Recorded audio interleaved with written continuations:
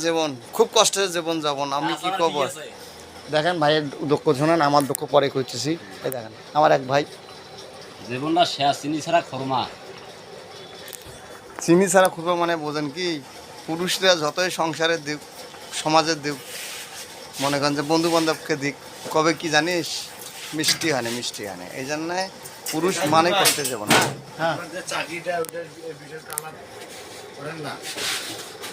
চাকরি অবশ্যই অবশ্যই সবার চাকরি হবে, সরকারি চাকরি করে দেবো ইনশাল্লাহ।